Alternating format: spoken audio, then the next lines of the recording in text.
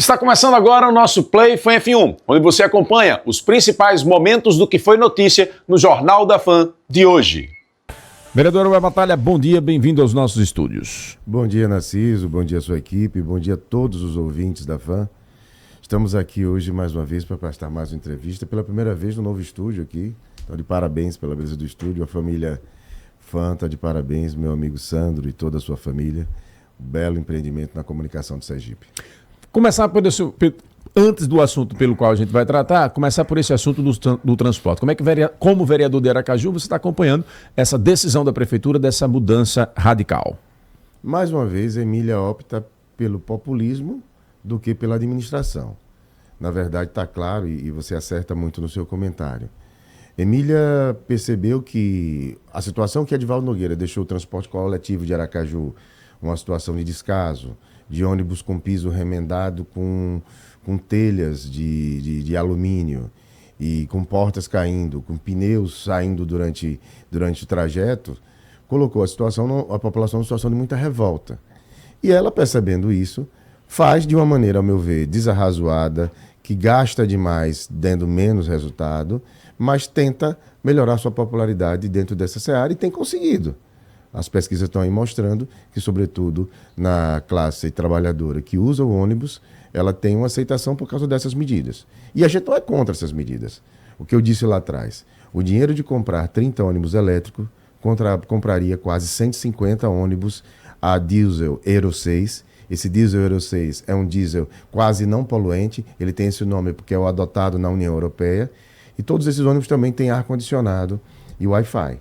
Então seria mais importante 30 ônibus elétricos ou 150 ônibus novos circulando na cidade. Se você somasse esses 150 ônibus novos, mais eu creio que os 60 ônibus também novos com ar-condicionado e Wi-Fi que a empresa Atalaia trouxe, você teria 200 e tantos ônibus novos circulando em Aracaju, o que seria a renovação imediata de metade da frota. É um caminho que eu acho que é um caminho que não otimiza o gasto público, não é um gasto efetivo de qualidade do dinheiro do povo, mas que se preocupa com a popularidade dela. E num segundo momento agora, ela vem e faz uma coisa que eu não vejo lógica de explicação. Notadamente, a empresa que tem problemas, a empresa que mais desrespeita direito trabalhista, a empresa hoje que presta péssimos serviços à população, é a empresa modelo. E aí ela mantém a empresa modelo. E, de uma hora para outra, tira como é o nome da empresa? A VRS. A VRS, que foi uma empresa que ela acabou de trazer para cá, que, ao meu ver, comparado com a modelo, tinha um serviço extremamente mais qualificado, que, segundo as notícias últimas que a própria prefeitura espalhou, está trazendo vários ônibus novos com ar-condicionado para o sistema. E de uma hora para outra ela decide tirar exatamente a empresa que tinha um serviço de qualidade muito melhor do que a modelo. Quero dizer aqui que eu não tenho procuração para defender empresa nenhuma, mas tento dar uma lógica à decisão de Emília. E, ao meu ver, quem vai sair o grande prejudicado? Os trabalhadores da empresa modelo. Porque agora se cita uma situação. Veja o incentivo que se dá. Que eles peçam demissão da modelo, da VRS, melhor dizendo, da VRS, para se agregar a nova empresa Boa Vista, né? É, Boa Vista. O presidente do sindicato, o Miguel Bellarmino, participou conosco no início do programa, dizendo que os trabalhadores não perderão direitos, que eles têm direito a assumir na nova empresa, serem contratados, e a VRS terá obrigatoriamente que demitir-os, garantindo todos os direitos, segundo Miguel Bellarmino. Veja, pelo que eu não atuo na área trabalhista, mas eu sei uma coisa. Só tem duas formas de desligamento da empresa. Ou a pessoa é despedida, ou ela pede demissão. Então, nesse sentido, para essas pessoas serem automaticamente recebidas por essa nova empresa, elas têm que pedir demissão da empresa anterior. Ou a VRS vai assumir esse ônus de fazer uma demissão sem justa causa de todos esses funcionários e assumir multa de 40% de FGTS e todos os encargos que efetivamente ela não tem culpa. Ela está sendo imposta porque de uma hora para outra lhe foi retirada as linhas que foram concedidas há bem pouco tempo. Isso é de uma temeridade, e por isso que a gente defende muito a licitação. Porque a licitação é boa para todo mundo. A licitação é boa para o usuário, que sabe as linhas que vão ser disponibilizadas, sabe os trajetos, sabe horários. É bom para a empresa, que não pode ser usurpada nesse momento aí, de uma hora para outra, de acordo com o humor do gestor e da gestora, que acorda com o humor naquele e diz: olha, você não está mais não, saia. Agora eu vou botar esse novo amigo que eu trouxe, sei lá de onde. E é bom também para o município, que pode cobrar efetivamente da empresa quando ela coloque menos ônibus naquela rota. Quando você compõe um edital, você faz um edital dizendo: olha, para você ter essa linha, que é uma linha boa, que é uma linha lucrativa, que dá retorno, você tem que assumir essas duas linhas, que não tem tanto fluxo, não tem tanto passageiro, mas que é necessário atender a população por uma questão social. Agora, me parece também que não é uma vontade da prefeita dar efetividade à licitação. Eu vim acompanhando a fala do procurador do município na entrevista com você, e está claro, você foi preciso quando disse: ele é muito competente, doutor Naldo é um advogado competente, e ele tenta enquadrar no jurídico a decisão política da prefeita. E é isso que ela está fazendo, passando por cima da decisão do consórcio e impondo a sua vontade individual. É uma falta de entendimento de colegialidade e colocando em risco e em xeque um dos ganhos mais efetivos e históricos que o transporte coletivo de Aracaju e da região metropolitana já teve, que é a integração dos municípios. É o transporte metropolitano, que foi criado lá pelo meu amigo Bosco Mendonça, nos idos dos anos 80. E isso possibilita que o passageiro circule as cidades inteiras com uma passagem só. É bom a gente lembrar isso, porque é tão comum, o que se torna comum e corriqueiro na nossa vida, às vezes a gente não tem noção e ideia da importância. O transporte metropolitano integrado possibilita que quem mora em Socorro pegue um só ônibus e vá até São Cristóvão, e vá até a Barra dos Coqueiros e venha para Aracaju. E com essas medidas que Emília toma diariamente de isolamento de Aracaju no contexto do transporte metropolitano, vai se agravando numa medida que me causa receio de uma possível cisão, de um possível rompimento desse sistema integrado. Magna Santana está conectada, está direto da sede da empresa, meu caro Antero Alves. Já posso chamar a Magna Santana? Refaz aí a conexão dela, então, para que ela possa trazer a situação de momento. Recebo aqui de um funcionário da Modelo. Ele diz o seguinte: bom dia, Narciso, aqui é Flávio, motorista da Modelo. É interessante, a prefeita fala só da população... Bom, pode tirar o BG, filho. A prefeita fala da população, ela paga tanto subsídio que os atrasos que acontecem constantemente de férias, quase 90 dias atrás de FGTS atrasado, salário. Isso ela não fala, ou seja, os trabalhadores da Modelo estão com salários, FGTS atrasado, e a empresa permanece no sistema. O que a gente está vendo é uma farra da prefeita com relação a gastar dinheiro com o transporte público, doando benefício às empresas, sem nenhuma contrapartida para o usuário e para a população. E para o trabalhador, melhor dizendo. Vou dar um exemplo aqui. Na gestão passada, o subsídio era de 24 milhões de reais. Esse ano, o subsídio chegou a 40 milhões de reais. Para você que está nos assistindo e entender o que é subsídio, é quanto o município pega do nosso dinheiro, dos cofres do município, e coloca no sistema, dá às empresas. As empresas recebem esse dinheiro. Aí veio uma novidade. Emília inaugura um modelo de comprar ônibus e dar de presente às empresas.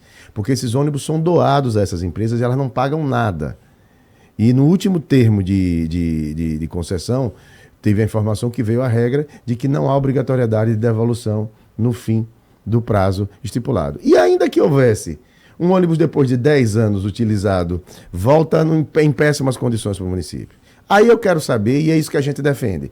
E ela acabou de vetar uma emenda que foi nossa, do vereador Breno, minha, da vereadora Sônia Meire, do vereador Irã Barbosa, ao orçamento do município de Aracaju do ano que vem, melhor dizendo, a LDO, a Lei de Diretrizes Orçamentárias do ano que vem, para que começassem os estudos para a implementação da tarifa zero.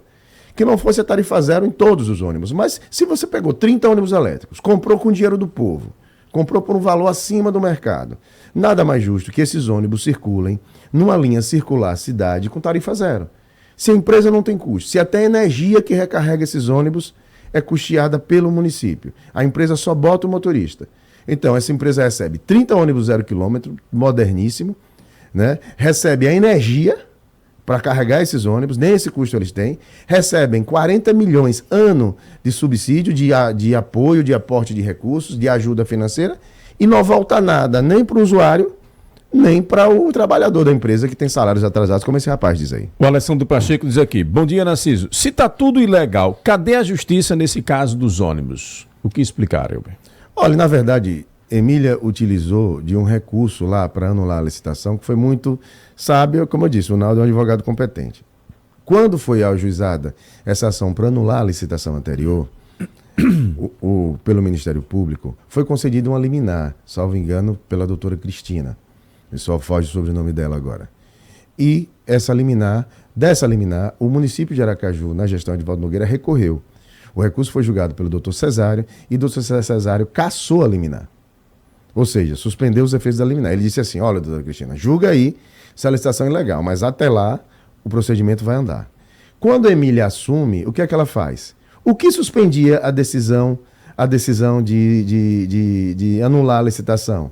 O recurso da prefeitura, que foi feito lá na época de Edivaldo. Ela fez agora, eu sou a prefeita, sabe o que eu faço? O Naldo desista do recurso. Foi isso que ela fez. Vale a decisão. Quando der recurso, desistiu do recurso e a decisão do recurso caiu, volta a viger a liminar e, posteriormente, essa sentença que foi dada.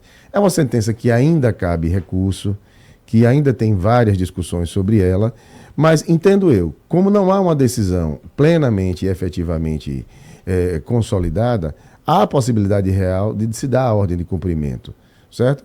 Pode-se dizer que ela tem um receio. Se ela tivesse o receio, olha, eu tenho medo porque isso pode ser julgado, então ela faz o seguinte, bota pro consórcio, pro pleno do consórcio aprovar, e o meu voto eu registro contra. O voto de Aracaju é contra. Se os senhores forem vencedores, eu quero registrar, para me resguardar de qualquer responsabilidade, que o meu voto nessa ata de reunião é contrário à ordem de serviço. Agora, ela impõe como uma déspota, como uma imperadora de Aracaju. Inclusive, Narciso, me disseram que uma pessoa, uma autoridade até, participou de uma reunião na prefeitura e disse que fica todo mundo sentado assim, quando ela entra e faz: atenção, vai adentrar o recinto a excelentíssima senhora prefeita Emília Corrêa. Eu participei de gestão de vários prefeitos e nunca vi isso. Nem João Alves, do auge dos seus 3 governos de estado, 2 prefeituras, tinha essa pompa toda. Então, combina essa pompa com a postura também administrativa que ela está tendo de agir de cima para baixo e de desrespeitar até o colegiado do consórcio metropolitano. 8h08, Magna Santana, qual a situação de momento aí na frente da sede da nova empresa, Magna?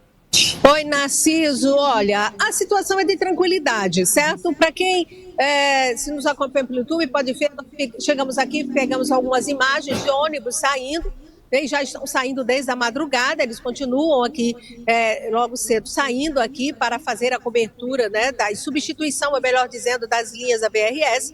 Conversei com alguns trabalhadores que são da VRS, eles me informaram, eles estão aqui ao fundo, aguardando a abertura do RH para entregar documentos. Perguntei se eles tinham dado baixa na empresa anterior à VRS, eles disseram que não, eles vieram para cá por uma questão de medo, de receio de ficarem desempregados.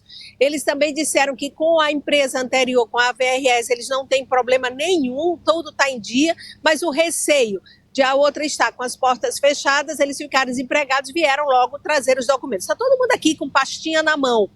Conversei com um possível funcionário dessa boa empresa Boa Vista e a informação, eles disseram que não tem autorização para dar entrevista. Mais tarde ele vai chegar alguém da empresa, da direção, e poderá falar com a imprensa, mas isso não é garantia. O que ele está fazendo é apenas a liberação dos ônibus e para a substituição das linhas da VRS. Então, é o que está acontecendo aqui no momento, tá? Para quem nos acompanha, observa, chegou agora há pouco um ônibus aqui, um ônibus elétrico, tá? E os outros, muita gente já com pasta, viu? Chegando aqui, alguns. Agora, a informação também que obtivemos, viu, Narciso, é que alguns trabalhadores que estavam lá na VRS disseram que vão para a porta da prefeitura. Ainda não confirmamos isso oficialmente, mas a intenção é essa. Então, essa aqui é a situação de uma certa insegurança, uma incerteza, mas por via das dúvidas, o pessoal está aqui chegando com algumas pastinhas, né, embaixo do braço, trazendo os documentos para possível cadastro e até mesmo a contratação. É com você, Narciso. Perfeito, Magna Santana continua acompanhando aí a situação de momento. Nós vamos ao intervalo comercial, espero que você esteja gostando. A gente volta já já. Diariamente, o portal Fan F1 informa leitores e seguidores dos principais acontecimentos em Sergipe, no Brasil e no mundo. Pautado pela responsabilidade e compromisso na informação, o portal une agilidade e precisão na apuração dos fatos para entregar a notícia com credibilidade e rapidez. No site, no Instagram e no YouTube, abordagem completa e multiplataforma de assuntos que afetam o seu cotidiano. Política, saúde, esporte, entretenimento, além de reportagens especiais. Também tem espaço para os bastidores, além da opinião semanal da coluna domingueira. Portal Fan F1, onde ética e compromisso movem a informação. Seja bem-vindo a Saman Moda Jayco, a mais nova marca do Grupo Saman.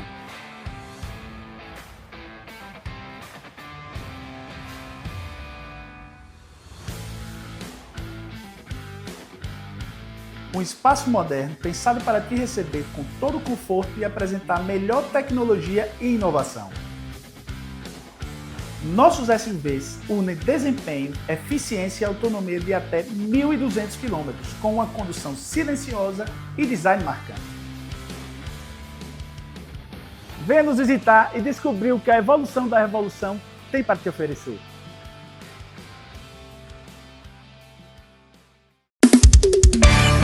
Na sua construção, chama Apolo. E pra tirar do chão, chama Apolo.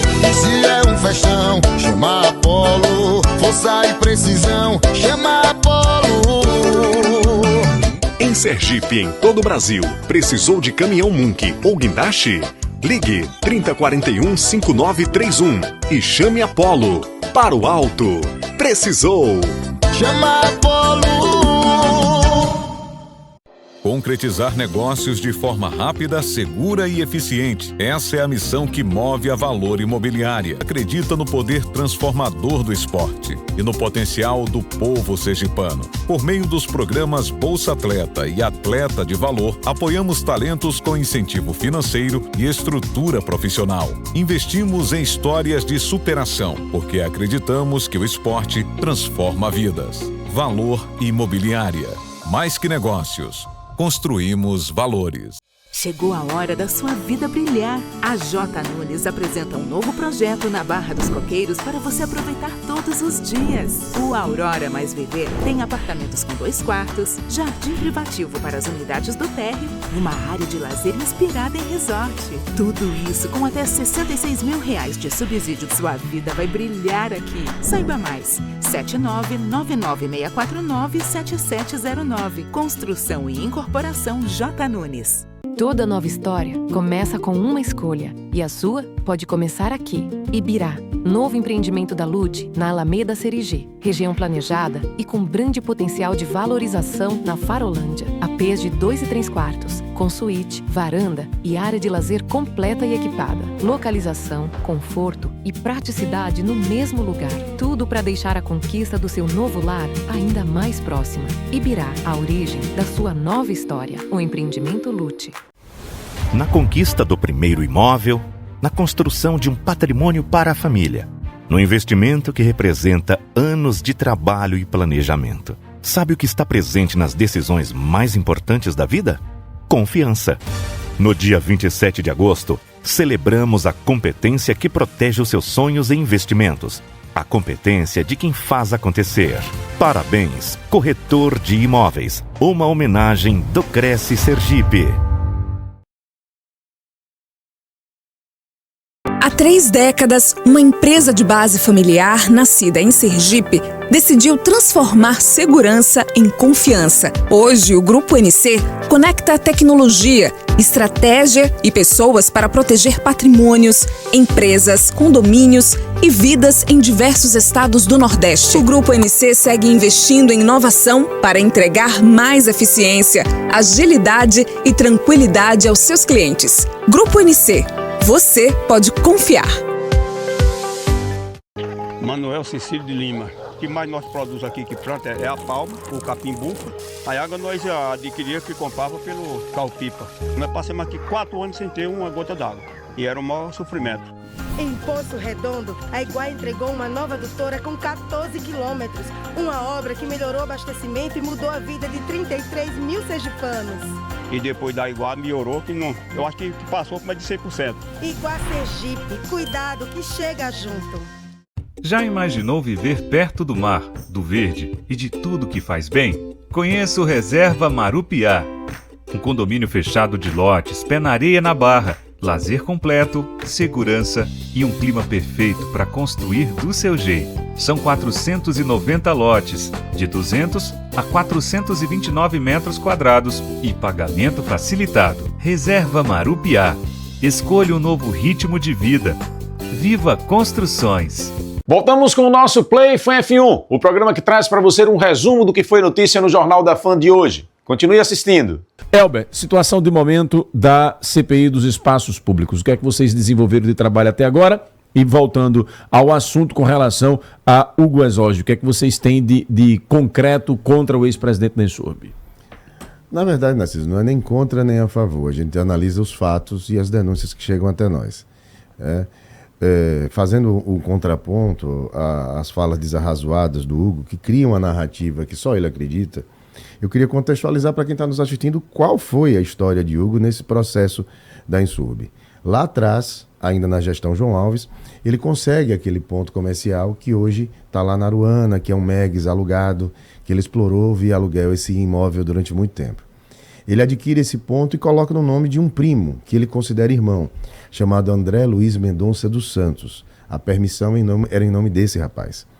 De lá para cá, logo depois que ele sai da prefeitura, que ele participava da gestão João Alves, salvo engano, na Secretaria de Turismo, com Walker Carvalho, que tinha como adjunto o atual secretário de Turismo do município, Fábio Andrade. Ele passa a explorar diretamente aquele ponto comercial. Eu mandei para você até no WhatsApp uma matéria jornalística, onde Hugo dá uma entrevista na frente uma matéria da Jussese, divulgando uma inovação tecnológica da Jussese, e na entrevista ele se diz: eu sou proprietário desse estabelecimento comercial e achei ótima essa mudança da Jussese sobre a inovação tecnológica que a Jussese dava para os empreendimentos. E nesse sentido, ele passa a explorar durante um tempo diretamente, ou seja, isso já comprova que o senhor André Luiz, no fundo, era um laranja dele. Ele não colocou a permissão em nome dele porque ele fazia parte da gestão e seria muito escrachado, seria muito, muito difícil fazer isso sem que fosse comprovado. Ato contínuo, ele desiste de explorar diretamente e ele aluga esse espaço. E aí, que é a versão dele, mirabolante, de que ele alugava os bens, a chapa, as cadeiras, essa versão cai por terra na simples leitura dos WhatsApps que ele trocava com essa senhora, que era locatária. Eu tenho aqui atas notariais, que na verdade, para quem não sabe o que é a transcrição em cartório de conversa de WhatsApp. Para ter valor judicial, essas conversas só têm valor só são admitidas como prova se transcritas através de uma ata. Vou falar uma conversa aqui do dia 11 de março de 2023. Edna Rodrigues: estou precisando falar com você sobre a situação desse teto. Já estou com orçamento, preciso marcar uma reunião com você. A resposta de Hugo: pode ser amanhã no final da noite, no final da noite ou segunda-feira. E aí segue Dona Edna dizendo: Dona Edna chega agora dia 28 de março de 2003. Bom dia. Segue a cotação do material para as coberturas. Ele pergunta: qual foi a diferença entre os dois orçamentos? Ela dá uma explicação, ele diz: entendi. Valor R$7 mil. Aí ela coloca: não é pouco, o valor é muito alto. Mas ela diz: mas tenho que fazer coisas para fazer lá, principalmente a pintura. Aí eu pergunto a vocês: quem está discutindo com o proprietário, com o locatário, reforma de teto ou pintura, aluga o ponto comercial ou aluga cadeiras e chapas? Vamos seguir. Aí Hugo faz: então veja, porque as chuvas estão aumentando. Ele diz: amanhã mesmo irei ao Banese. O Hugo respondendo: conversa do dia 28 de março às 14h22. Amanhã mesmo eu vou ao Banese. No dia seguinte, 29 de março. Ele diz: estou aguardando o Banese para ver quanto eu consigo de crédito para pagar a reforma. Mais na frente, ele faz: dia 4 de abril, vou levar um pedreiro aí para ver a questão da laje, se conseguimos mais baratos. Vamos ver que tipo de cobertura dá para fazer para melhorar a situação dessa laje para não infiltrar. Isso está mais do que provado que o aluguel era do ponto comercial. E a dona Edna diz, estou precisando de uma solução para esse teto. Este final de semana foi horrível e lá na frente ela diz que o inverno daquele ano será muito rigoroso. No final, eles fecham um acordo dela fazer a reforma e de se descontar esse acordo dos aluguéis. Estou providenciando um termo de acordo com planilha de despesas realizadas na reforma, executadas no ponto comercial, e assim que estiver ponto de aviso. Ok. E aí, uma frase é bem simbólica. Hugo faz, ok, olha, meu irmão André Luiz, em nome de quem o ponto estava registrado, está indo fazer um lanche, pode colocar na minha conta. Isso é aquela prova que eu mostrei, que ele inclusive fazia lanches, que tinha aquela brincadeira com alasanhado, e assinava para descontar dos aluguéis. Está claro que o aluguel é do ponto. Vai ficar mais claro ainda com essa situação. Surge no meio dessa discussão uma reclamação trabalhista de um empregado da época que Hugo explorava esse ponto. Esse senhor entra com a reclamação trabalhista e, como ele indica o endereço onde trabalhava, chega uma notificação para a dona Edna. E nessa conversa com a dona Edna, Edna diz, olha, eu recebi uma citação judicial e o juiz quer que eu mostre o contrato de aluguel, quer que eu apresente. Em outro ponto aqui, que eu vou localizar, ele diz o seguinte, mas não pode ter contrato de aluguel. Isso é uma coerção pública. Eu não posso fazer contrato de aluguel. Ao fim e ao cabo, a demora está aqui para você. Está transcrito claramente ele dizendo isso, eu não posso fazer aluguel. Cadê? Vamos lá. Deixa eu localizar aqui. Na entrevista que ele nos concedeu aqui, a última entrevista, ele disse que essa estrutura, essa discussão sobre o teto, é porque a estrutura, ela é uma estrutura metálica que foi feita por ele, investimento dele, a época que ele administrava o local, e que, portanto, fez parte do aluguel dos equipamentos, como ele argumenta. E a pintura também, a parede, porque a questão é reforma do teto, pintura das paredes e tudo mais. Aí vem a situação. Vou continuar aqui. Eu destaquei aqui em amarelo todas as passagens que ele fala. A senhora informou que a empresa não é mais essa aí. Aí ele diz, chegaram mais 2 citações. Só quero que você tenha conhecimento. Em um ponto específico que eu localizo já, ele faz essa fala. Aqui. Vou mandar minha filha ligar. Sua empresa não tem que estar sendo citada. E não há aluguel. Isto aqui é uma concessão pública. Está aqui o termo citado. E aí, a Justiça do Trabalho, no dia 29 de setembro, notifica a proprietária do espaço, dizendo, não, minto, manda uma intimação para o trabalhador para que ele informe a quem está alugado aquele espaço atualmente. E aí o trabalhador informa e dona Edna recebe uma intimação da Justiça. Proceda-se a penhora de todo o valor mensal pago do aluguel do Megs Lanches ao executado Hugo Exoge para garantir a execução trabalhista no valor de R$ 34.462 mil. E aí dona Edna passa a descontar esses aluguéis. Então, para mim está claro, inclusive reconhecido pela Justiça do Trabalho, que ali era um aluguel de um ponto comercial, o que é claramente ilegal. Mas a coisa toma uma gravidade maior ainda quando ele passa a ser gestor. Até aí você tem um permissionário que utilizou-se dessa permissão de forma irregular, através de um laranja, que é um irmão primo, para utilizar desse espaço público. Mas no segundo momento a coisa se agrava. Quando chega lá dia 19 de janeiro, naquele vídeo que eu disponibilizei, ele vai até a lanchonete Dona Edna, o vídeo dura cerca de 10 minutos, ele entra na lanchonete, ele não fala nada, ele não discute nada, ele não come, não pede uma comida, não pede um suco, não pede um refrigerante, nada. Ele apenas se dirige à dona Edna e comunica a ela que ela tem que se retirar de lá, que agora ele é o presidente da Insurb e que ele não deixará mais aquele ponto com ela. Nota-se que ela tinha transferido o ponto para o nome dela quando, devido a essas ações trabalhistas, a gestão passada descobriu que era alugado, terceirizado e transferiu para quem explorava diretamente. Foi uma prática que a gestão teve em várias situações. E ela disse que não sairia, e ele disse a ela que tinha um projeto para outro estabelecimento ali, mas que não a deixaria sem saída. Que como ele era o presidente, ela fizesse um requerimento por escrito, e desse requerimento ele deferiria em qualquer outro espaço um novo estabelecimento para ela, mas aquele ele já tinha um destino. Quando essa senhora não aceita isso, ela começa a ser perseguida. A primeira perseguição foi, não se liberou mais os boletos para que ela pagasse os depósitos, os pagamentos da taxa de permanência. Ela não conseguiu o boleto, isso foi 19 de janeiro, ela já não conseguiu emitir o boleto mais do final de janeiro, não conseguiu emitir o boleto mais do final de março, de fevereiro. Quando ela não consegue o final de março, uma das atas notariais que eu mandei para você, Narciso, mostra ela conversando com a menina do financeiro, com a moça do financeiro da Insurb. E numa pergunta final ela fala mais ou menos assim, eu não estou entendendo por que eu não estou conseguindo emitir. A moça não responde mais e corta a conversa.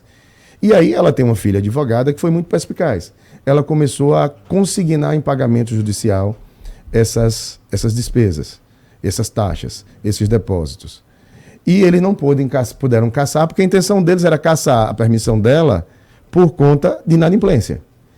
E quando não pôde de jeito nenhum, sabe o que eles fizeram? Em agosto de 2025, eles aí unilateralmente, através da diretoria de espaços públicos, eles vão lá e notificam a mulher que ela perdeu a concessão dela, que eles revogaram a concessão. Ela vai à justiça, impetra o mandado de segurança e a justiça concede a liminar de segurança, tornando nulo o ato de revogação da permissão dela e mantendo-a no espaço. Então, para mim, isso está claro, que existe uma confusão clara da gestão da Insurb, ao menos na época do senhor Hugo Exoge, do público com o privado. Havia uma relação de administração de interesses privados dentro da Insurb. E eu provo isso, Narciso, com outros documentos. A gente falou desse André, que na verdade é primo do Hugo, mas que ele chama de irmão, devido à proximidade. Veja bem, esse senhor André, o Hugo, todo mundo sabe, ele posta nas redes, ele é dono de uma barbearia, chamada Maestro Barbearia. Uma barbearia, inclusive, que cresceu muito de tamanho nos últimos anos. O senhor André Luiz, como está aqui, ó, essa barbearia, curiosamente, possui 2 CNPJs, ambos lotados no mesmo endereço, com a mesma razão social e com o mesmo nome. Num dos CNPJs, o senhor André Luiz Mendonça é sócio administrador da barbearia, que Hugo Exoge é sócio cotista, certo? Mas que Hugo, nas redes sociais, publicamente se diz proprietário.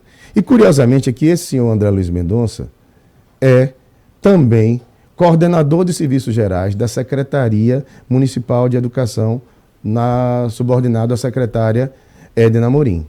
Ou seja, como é que esse senhor é sócio administrador de uma empresa e exerce um cargo de coordenação na secretaria? A legislação não permite.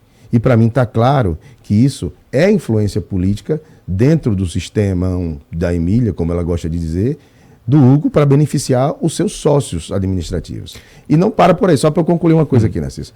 Ele tem outro sócio, que também é sócio administrador, que é o senhor Volney Santos Lima. O senhor Volney, inclusive, é o único que eu sei que trabalha efetivamente nessa barbearia, porque ele posta cortando o cabelo. O senhor Volney ficou nomeado na própria Insurb por Hugo de janeiro a julho de 2025. E ele é sócio administrativo. Mais uma irregularidade. Como é que ele é sócio administrativo da barbearia, junto com o André Luiz, exercia cargo convencionado ao mesmo tempo na Insurb? Esse cidadão trabalhava que horas?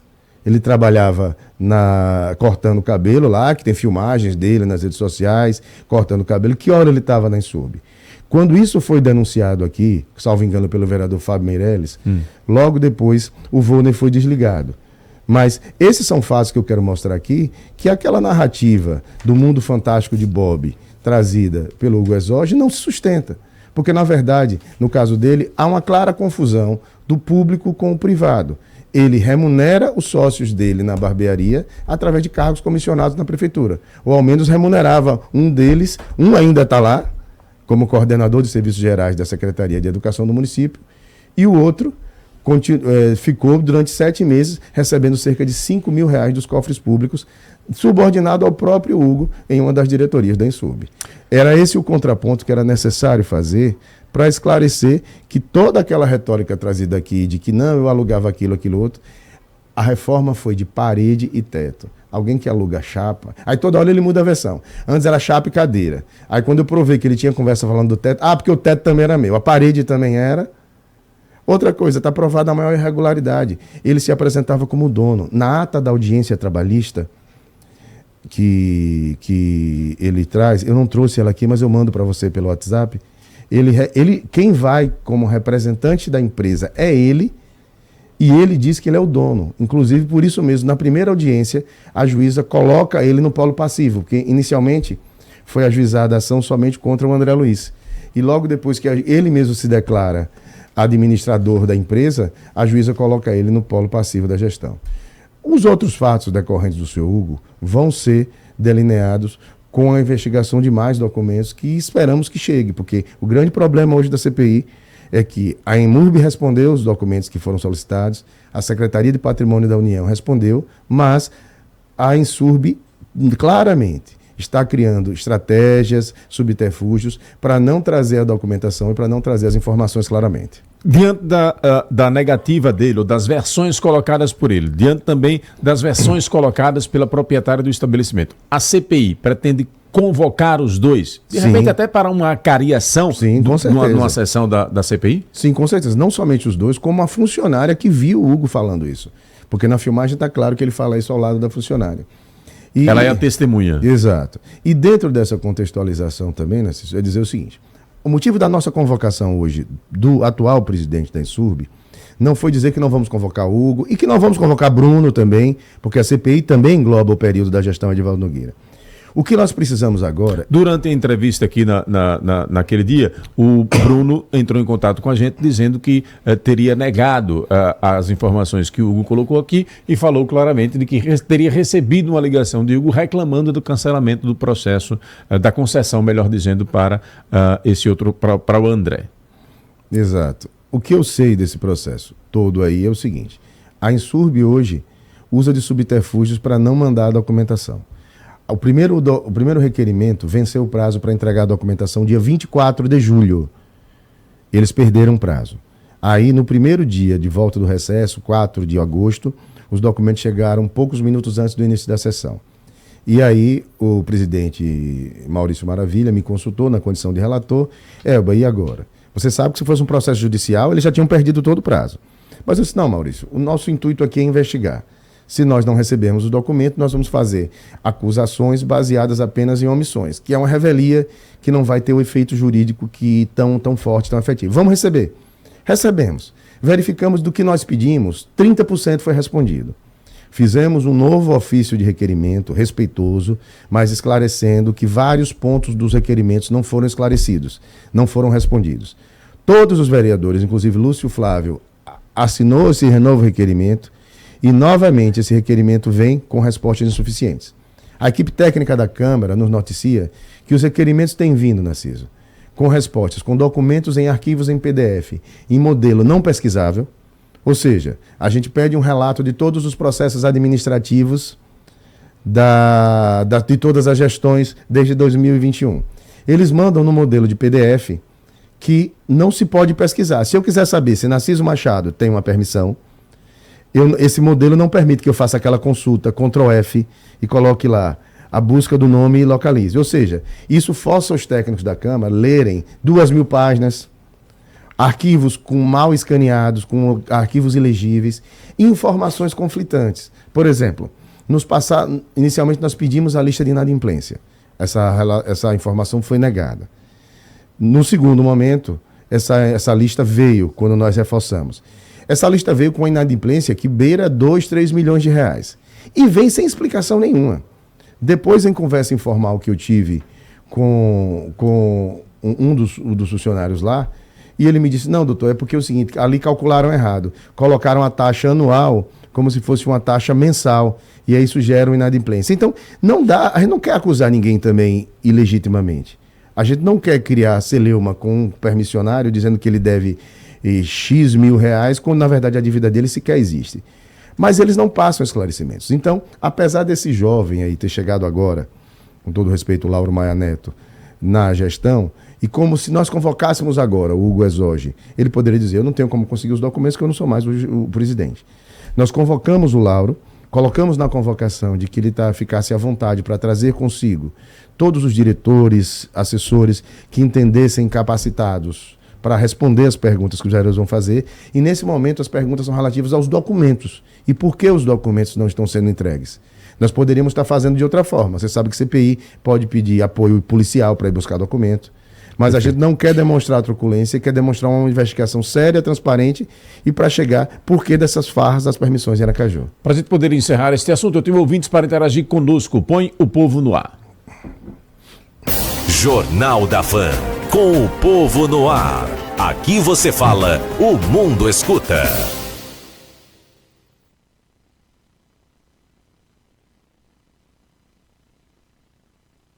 Não.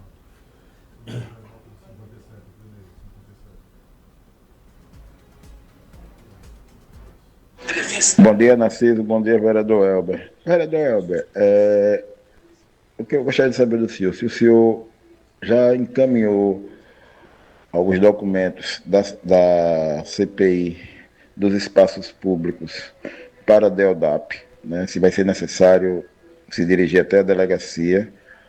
E o senhor, na última vez que participou do programa, questionou os contratos do lixo, referente principalmente ao contrato emergencial.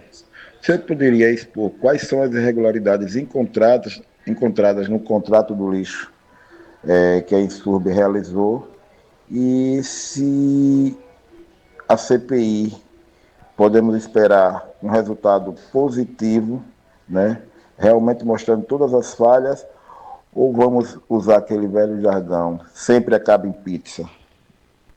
Narciso, na verdade ela está querendo acabar. É só essa pergunta? Então vamos lá. Léo, é isso? Isso, Léo. Olha, Léo, na verdade o que eu cito do contrato do lixo foi aquele contrato inicial da Renova. Você lembra que houve uma contratação emergencial logo no início da gestão Emília, aquela confusão que o emergencial da Torre venceu mais ou menos no meio de fevereiro, meio para o fim de fevereiro, e ela deliberou uma contratação emergencial com uma licitação rápida, emergencial, e num determinado momento alguém abriu um envelope na chegada e existiam 2 liminares determinando que ela não contratasse por irregularidades no edital, e ela, por cima de tudo e de todos, na última hora, anulou, fez outra licitação em 12 horas e contratou a Renova. E nós descobrimos que a Renova, na verdade, já estava contratada, porque os caminhões de lixo já estavam aqui, em Salgado, num terreno de uma pessoa conhecida minha, esperando, porque era uma licitação de cartas marcadas. Uma pessoa que eu conheço ligada à licitação, ligada à gestão de Emília Corrêa. É esse contrato, que esse contrato foi aquele contrato que findou nas ruas cheias de lixo, as casas das pessoas acumulando lixo por 10, 12, 15 dias, sem nada. O Tribunal de Contas recentemente determinou multa e condenação do município por conta daquela contratação. E foi isso que eu citei. E isso foi o início da desastrosa gestão Hugo Exoge. Isso começou ali. E de lá para cá são superfaturamentos e mais superfaturamentos. Superfaturamentos de serviço de irrigação de canteiros. Na gestão passada, a irrigação de canteiros custava R$350 mil. E Narciso sabe o que é isso? São 10 carros-pipas aguando canteiro de Aracaju todo dia. A licitação, que era de R$354 mil, foi considerada abusiva pelo Tribunal de Contas e foi anulada, a da gestão passada. Agora a prefeitura fez uma emergencial, agora não, no início da gestão, de mais de R$500 milhões, se não me engano, R$510 mil mês para água de carro-pipa. É água não tratada, é água não potável, é água para regar canteiro. Você está pagando do seu dinheiro mais de R$500 milhões para jogar água em canteiro com 10 carros-pipas no contrato, que na verdade eu já descobri que não são, que na verdade o cidadão não tem 10. Como são em horários diferentes, ele diz que tem 10, mas ele reveza. São 4 no período do dia e 6 no período da noite. Então, essa gestão, como eu citei ali, é cheia de complicações e, sobretudo, a da Insurb. Outra denúncia grave que nós temos feito. O beneficiamento com essas permissões que a CPI já detectou é absurdo. O restaurante que fica em frente ao Fernando Franco, ali ao Hospital Fernando Franco, acho que você lembra, Narciso, que em frente ao Fernando Franco existiam várias barraquinhas de comerciantes que ficavam ali vendendo um pastel, um suco, para quem estava ali acompanhando um familiar doente no hospital atendido na urgência. Tudo aquilo foi demolido com a promessa de que seriam construído um pequeno centro de refeições ali, uma pequena feirinha gastronômica. Tudo foi destruído, foi construído um único só restaurante. Sabe de quem pertence esse restaurante? A chefe de gabinete de Hugo Exoge, que colocou em nome do sobrinho dela. Então, isso tudo é muito grave. Professor Obaniché, do Sindipem, ele diz aqui, uma dica para Elber. OCR, reconhecimento óptico de caracteres, para extrair textos e dados de imagens e documentos, transformar conteúdo não estruturado em dados estruturados. E aí, a gente sabe disso. Obrigado, Obaniché. Obaniché é presidente do Sindipema, meu querido amigo. Mas sabe o que acontece, Obaniché? Os documentos que não vêm em tipo de PDF consultável, vamos dizer assim, pesquisável, ainda vêm tão mal digitalizados que os técnicos da Câmara não conseguiram, na maioria deles, detectar através desse sistema. Ou seja, o que a gente quer é esclarecer isso na segunda-feira, através do depoimento do Lauro Maia e dos técnicos que ele leve para lá, de porquê dessa desorganização e porquê das informações discrepantes. Por exemplo, no ofício eles mandam dizendo, Narciso, dizendo, olha, no ano 2025 foram deferidas 31 permissões. Ok. Só que quando eles mandam os anexos que os técnicos pesquisaram, os técnicos já encontraram 37 permissões deferidas no ano 2025. Existem permissões que nem sequer constam da relação que eles mandaram, que a gente sabe que existe. A da dona Edna mesmo. A da dona Edna está vigente. Ele revogou, houve uma liminar determinando que tornasse sem efeito a revogação daquela permissão e que tornasse-a vigente. Eles já foram intimados, então ela está vigente. Tem outro caso que, judicialmente, uma família briga por vários pontos comerciais na região do mercado, que eu já pesquisei, não existe lá. Então as informações são omissas e, para mim, é uma clara intenção de fazer com que a CPI não chegue a um resultado positivo. E aí eu garanto ao Léo o seguinte, Léo, de minha parte, haverá um bom resultado. E eu quero deixar claro aqui, o bom resultado para mim não necessariamente é culpar o Guesorge, não. Talvez seja também culpar pessoas da outra gestão, seja esclarecer quais são os critérios que estão sendo utilizados, que aqui, numa primeira análise superficial, eu entendo que ambas as gestões apadrinharam seus preferidos, o amigo do rei ou da rainha da época foi beneficiado com essas permissões, e essas permissões têm que ser distribuídas, na verdade, para trabalhadores e trabalhadoras que precisam disso para sobreviver. E não para quem aluga, como o Guesorge alugou, e tantas outras pessoas que estão alugando, e que um acerto que eu vejo na gestão passada, no finalzinho, não no início, no final, foi essa pesquisa para ver quem explorava diretamente e quem alugava. E isso foi uma iniciativa bem interessante. Mas a gestão anterior também não deixou de ter suas omissões e seus beneficiamentos, pelo que a gente já viu. Para a gente poder encerrar, preciso ir para o intervalo para voltar com a entrevista com o Edivaldo Nogueira. O Gervásio diz aqui, a Visébia são 16 carros-pipas, não 10. 9 durante o dia e 6 durante a noite. Isso, Gervásio, eu confundi os números. Na verdade, são 16 e eu descobri que o contratado só tem 10. Mas só como são 9 num período e 7 no outro, ele usa os mesmos carros. E no critério de avaliação, era necessário que se provasse que se tivesse a frota. Essa é uma grave irregularidade dessa contratação.